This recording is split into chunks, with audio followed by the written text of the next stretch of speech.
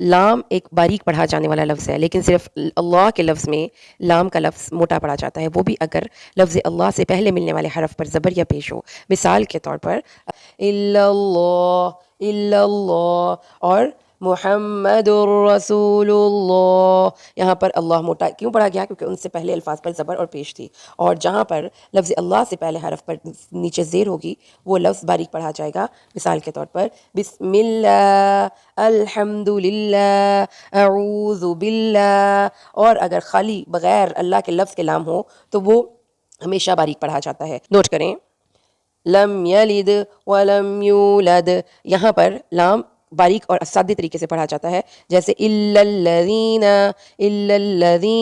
ہر جگہ پر لام باریک پڑھا جاتا ہے سوائے لفظ اللہ کے۔ لام ایک باریک پڑھا جانے والا لفظ ہے، لیکن صرف اللہ کے لفظ میں لام کا لفظ موٹا پڑھا جاتا ہے، وہ بھی اگر